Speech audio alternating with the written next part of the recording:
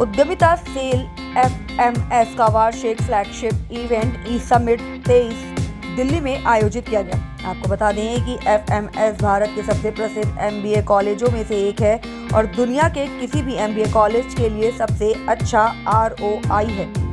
वहीं ई शिखर सम्मेलन 23 के भाग के रूप में 2 कार्यक्रम आयोजित किए गए, जिसमें 25 फरवरी को बेस कैंप हाइब्रिड मोड में आयोजित किया गया था, जहां उद्यमिता सेल FMS द्वारा आमंत्रित निवेशकों को अपने विचार रखने के लिए देश भर से स्टार्टअप को आमंत्रित किया गया था। वहीं फाइनल राउंड के लिए 15 स्टार्टअप को शॉर्टलिस्ट किया गया था। यह एक क्लोज डोर इवेंट था, जिसका मतलब था कि दर्शकों को इसे देखने की अनुमति नहीं थी। वहीं दूसरी तरफ 26 जनवरी को innovator talk series offline mode में हुई। हमारे सम्मानित वक्ता के रूप में कौशल विकास और उद्यमिता विभाग से श्री अमृतपाल जैसे सरकार के प्रमुख नाम उपस्थित थे। साथ ही श्री विक्रम सिंह और श्री प्रवण बजाज जैसे उद्यमी, जिन्हें फोर्ब्स 30 अंडर 30 के रूप में नामित किया गया है, वक्ताओं की सूची का हिस्सा थे। आगे आपको बता दें कि शिखर सम्मेलन 23 का उद्देश्य जागरूकता फैलाना और उद्यमिता की यात्रा शुरू करने से पहले हर व्यक्ति के सामने आने वाले डर को दूर करना था। एंटरप्रेन्योरशिप सेल FMS, जिसमें ई सेल के अध्यक्ष मेघादीप पोतनी और एसोसिएशन के सदस्य रुशिल जयंत, अमन मेहता, स्वप्निल, हिमांशु बंसल और रूबी जैन शामिल थे, ने ई समिट 23 की सफलता के लिए हफ्तों काम किया, जिसे अनंतः इसे मान्यता मिली। क्या नाम है आपका? रुशिल जयंत, मैं यहाँ के ई सेल का मेंबर हूँ, एसोसिएट मेंबर। 2 दिन के सेमिनार की किस तरीके से आपने योजना बनाई और ये 2 दिन का सेमिनार है तो कहाँ से आपने वक्ताओं को बुलाया? तो जी, ये हमारा फ्लैगशिप इवेंट है ई सेल का, जो होता है हर साल।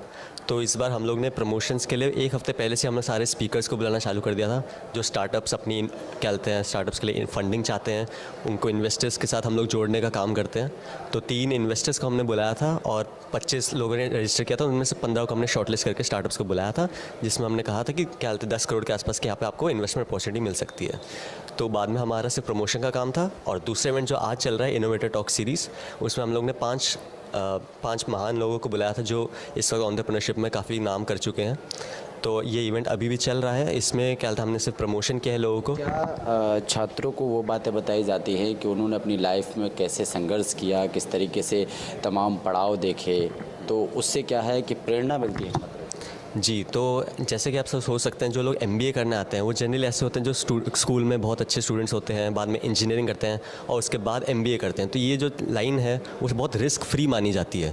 तो क्योंकि इस लाइन में आने के लिए आप क्या बोलते हैं, आपके दिमाग में ये रहता है कि हम कम से कम रिस्क लेकर ज़्यादा से ज़्यादा पैसा कमाएं। तो एंटरप्रेन्योरशिप ऐसी चीज़ है जिसमें आपको रिस्क लेना पड़ता है।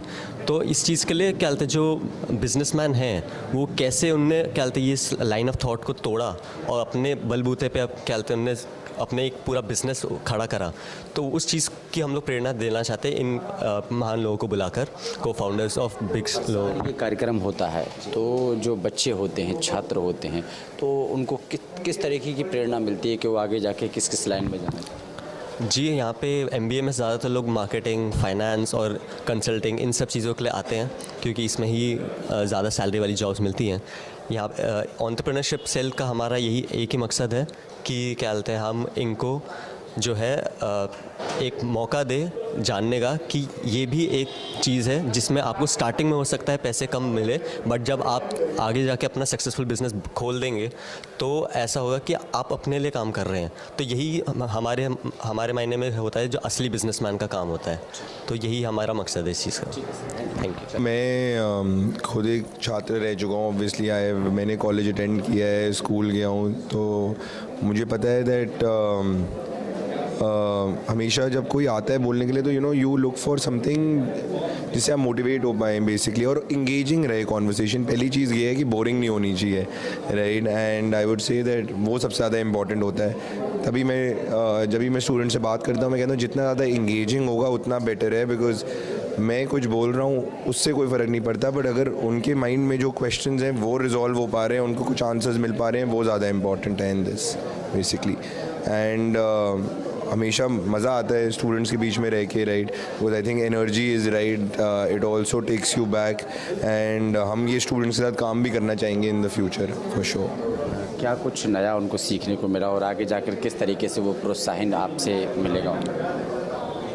सर ये आपको स्टूडेंट से पूछना पड़ेगा। आई होप उनको कुछ सीखने को मिला हो। पहली बात तो मैं अपनी जर्नी के बारे में ही बता सकता हूँ। हमने कैसे शुरुआत करी, कैसे एक प्रॉब्लम हमने मिली, क्या हमने उसका सल्यूशन ढूंढा, वो सल्यूशन ढूंढने के बाद कैसे आप उस प्रॉब्लम को स्केल कर पा रहे हैं और आप क्या क्या टूल्स यूज़ कर सकते हैं अपनी जर्नी में, राइट, जिससे आप एक सक्सेसफुल बिजनेस भी बना सकते हैं और एक देश में एक इम्पैक्ट भी क्रिएट कर सकते हैं। जैसे जो हमारा काम है एम्बुलेंसेस प्रोवाइड करने का, उससे एक हम बिज़नेस तो बना ही रहे हैं, बट साइमल्टेनियसली जितनी जानें हम बचाएंगे उससे इम्पैक्ट क्रिएट होगा। तो मैं उनको अपनी जर्नी के बारे में बता सकता हूँ and then I hope students को लर्निंग मिली हो और उनको मतलब कुछ यहाँ से अब एंटरप्रेन्योर्स निकल के आएंगे आफ्टर दिस टॉक, तो it means this was successful basically. Sir क्या कहेंगे, 2 दिन का सेमिनार है तो किस तरीके से प्रेरणा आप देने की?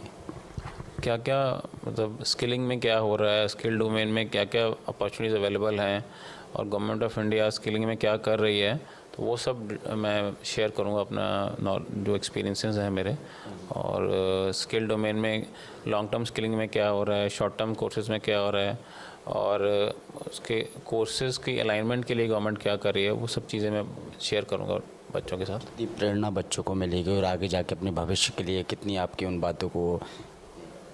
मैं उम्मीद करता हूँ कि बच्चों को काफ़ी प्रेरणा मिलेगी और समझ पाएंगे कि स्किलिंग में भारत सरकार क्या कर रही है और इनके लिए क्या क्या अपॉर्चुनिटीज़ अवेलेबल हैं बच्चों के लिए जो यहाँ पढ़ रहे हैं, ताकि वो आगे जाके इस क्षेत्र में कंट्रीब्यूट कर सकें। इस सेमिनार के अलावा भी कई जगह आपको सुन रहे हैं छात्र, उनके लिए क्या 2 शब्द आप कहेंगे जब यहाँ इन छात्रों को सुनना है? मेरा यही कहना है कि जो स्किलिंग के क्षेत्र में भारत सरकार जो कर रही है उसमें उसके लिए सभी लोग अपना योगदान दें और जहाँ जहाँ पॉसिबल है आप अपने डोमेन में जैसे भी उसके लिए कंट्रीब्यूट कर सकते हैं तो वो करें। और जो स्किलिंग की कोर्सेज अवेलेबल हैं जो बच्चे करना चाहते हैं उसका भी पूरा फ़ायदा उठाएँ। जो भारत सरकार अलग अलग कोर्सेज चला रही है उसका पूरा फ़ायदा उठाएँ। धन्यवाद। क्या नाम है आपका? नीलांजना जायसी। कहाँ से हैं आप? जी मैं बिलासपुर छत्तीसगढ़ से। अच्छा, आज यहाँ पर सेमिनार टाइप का रखा गया है 2 दिन से और जो भी वक्ता आ रहे हैं क्या कुछ आप समझ पा रही हैं और आगे किस तरीके से आपको प्रोत्साहन मिलेगा? जी तो यहाँ पे जितने भी स्पीकर्स आ रहे हैं उनसे हमें बहुत प्रेरणा मिल रही है और हमें ऐसा लग रहा है कि स्टार्टअप का ये बहुत सही समय है हमें सब तक ये बात पहुँचाने का। और यही सही समय जब हम MBA कर रहे हैं तो हम स्टार्टअप के बारे में सीख सकते हैं और लोगों को बता सकते हैं कि हम भी अपना खुद का बिज़नेस कर सकते हैं, इनोवेटिव आइडियाज़ ला सकते हैं मार्केट में और भी कस्टमर्स को ज़्यादा समझ सकते हैं। इसलिए हमको ये चीज़ सीखना अभी सबसे ज़्यादा इम्पॉर्टेंट है। इसलिए मुझे लगता है ये समिट हम सब के लिए बहुत ही अच्छी चीज़ है।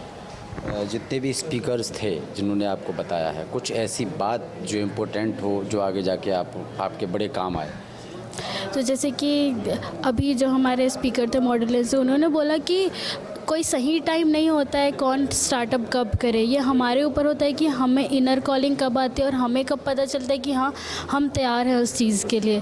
तो यही बात है कि जब हमारे पास एक सही बिज़नेस आइडिया हो और जब हमें लगे कि हाँ हमें मार्केट में उतरना है तो हमें वो करना चाहिए और तो हमें उसके लिए स्टेप्स लेने चाहिए। 2 दिन के सेमिनार में कहीं ना कहीं आपके लिए फ़ायदेमंद बातें यहाँ हुई हैं? जी हाँ ज़रूर, बहुत ज़्यादा। आपका नाम? जी मेरा नाम खुशबू अग्रवाल। कहाँ से हैं आप? मैं कलकत्ता से हूँ। अच्छा, आज यहाँ 2 दिन का सेमिनार हुआ है, जितने भी वक्ता आए हैं जिन्होंने जो बताया है, तो किस तरीके से प्रोत्साहन आगे आपको मिलेगा?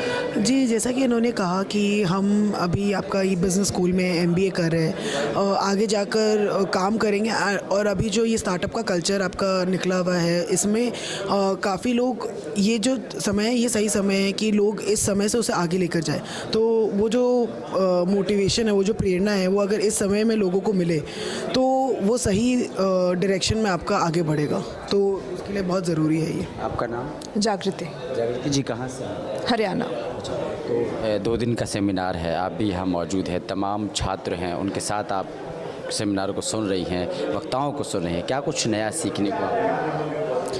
आई थिंक जो यहाँ पे बहुत सारे स्पीकर आ रहे हैं उनकी खुद की जो स्टोरीज़ हैं उनसे हमें बहुत एक्चुअल इंस्पिरेशन मिल रहा है, बिकॉज ये कुछ मेड अप नहीं है, बिकॉज दे हमें ग्राउंड रियलिटी वो हमें बता पा रहे हैं कि कामयाबी के लिए कितनी मेहनत करनी है। जी, कि एक्चुअली थिंग्स कैसे होती हैं वो हमें वो लोग बता पा रहे हैं, तो उनकी जर्नी से सीखना आई थिंक ये हमारे लिए बहुत ही अच्छा एक्सपीरियंस है ई समिट के अंदर। उनकी ज़िंदगी में कई ऐसे पड़ाव आए होंगे जिसको आप अभी समझ रही हैं, तो आगे जाके अगर आपकी ज़िंदगी में आए तो उससे आप आगे बढ़ सकते हैं। हाँ जी, जैसे अभी मेडुलेंस से आए थे जो स्पीकर, उन्होंने बताया कि हमने 2016 में स्टार्ट किया था एंड देन फंडिंग उनको उस टाइम पे नहीं चाहिए थी, उनको अब चाहिए थी, तो कैसे कैसे उन्होंने फंडिंग रेज़ किया और विद फंडिंग उनको जो शार्क टैंक से एक्सपर्टीज़ मिल रहा है उसके बारे में उन्होंने बताया।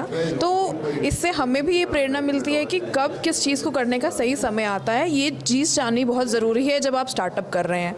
तो ये जब चीज़ें हमें इनसे इनके खुद के पर्सनल एक्सपीरियंस से सुनने मिल रही हैं तो वो बहुत अच्छा लर्निंग